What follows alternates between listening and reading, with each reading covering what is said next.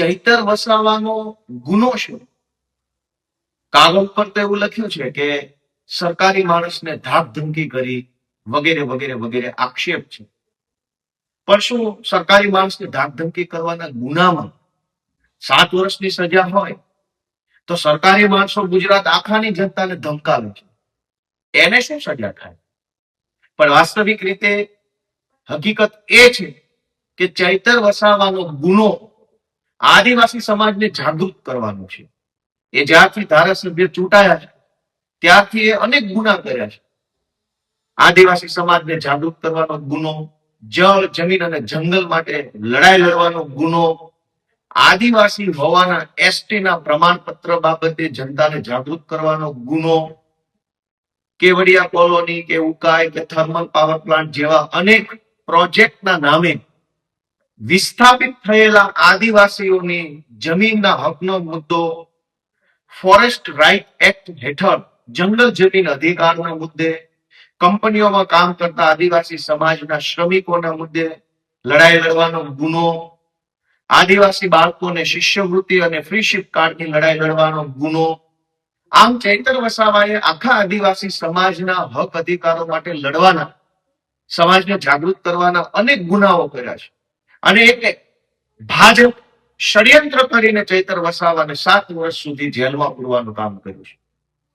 પણ આ તો ભાજપે અદાલતની અંદર સરકારી પોલીસ, સરકારી ફરિયાદી, સરકારી સાક્ષી, સરકારી વકીલનો હાથો બનાવી ચૈતર વસાવાને સજા અપાવી છે.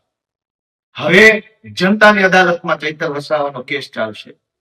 હું બધા જ આખા ગુજરાતના યુવાનોને અને ખાસ કરીને આદિવાસી સમાજના યુવાનોને વિનંતી કરું છું કે હવે આપણે સંકલ્પ લેવાનો છે કે એક પણ વોટ ભાજપને ન જવો જોઈએ. તમામ આદિવાસી યુવાનોએ, આદિવાસી સમાજે બધાએ ભેગા મળી ચૈતર વસાવાની પોતાની પાર્ટી, ચૈતર વસાવાના પોતાના પક્ષ આમ આદમી પાર્ટીને એક વોટ આપી અને ભાજપે કરેલા દગા, ષડયંત્ર અને અન્યાયનો જવાબ આપવાનો છે. ચૈતર વસાવાનો કેસ તાત્કાલિક ચાલી ગયો, તાત્કાલિક સજા, બધું તાત્કાલિક. આટલું જલ્દી તો fast track court, fast track કોર્ટમાં કેસ આટલા જલ્દી નથી ચાલતા. જે અદાલત ફાસ્ટ કેસ ચલાવવા માટે બની છે એ અદાલતમાં પણ 7, 8, 9, 10 વર્ષ સુધી કેસ ચાલે છે. પણ ચૈતર વસાવાને 1 વર્ષની અંદર સજા. આ સજા ચૈતર વસાવાની નથી, આ સજા એવા લોકોને થઈ રહી છે જેના માટે ચૈતર વસાવા લડતા હતા. એ પાછળ રહી ગયેલ, શિક્ષણમાં પાછળ રહી ગયેલ, વેપારમાં પાછળ રહી ગયેલ, નોકરીમાં પાછળ રહી ગયેલ આદિવાસી સમાજની લડાઈ લડતા ચૈતર વસાવાને સજા નથી. પાછળ રહી ગયેલા આદિવાસી સમાજના હજારો યુવાનોને આ સજા થઈ છે.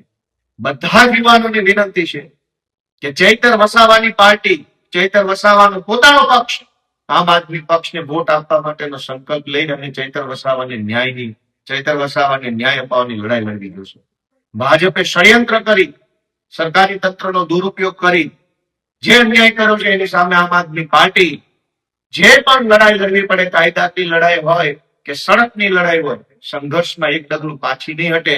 હાઈકોર્ટ, સુપ્રીમ કોર્ટ, સડક, વિધાનસભા બધે જ લડી અને ચૈતર વસાવાને, આદિવાસી સમાજને અને ગુજરાતની જનતાને આ ભાજપની ગુલામીમાંથી મુક્ત કરાવી અને ન્યાય અપાવશે. જય જય ગરવી ગુજરાત.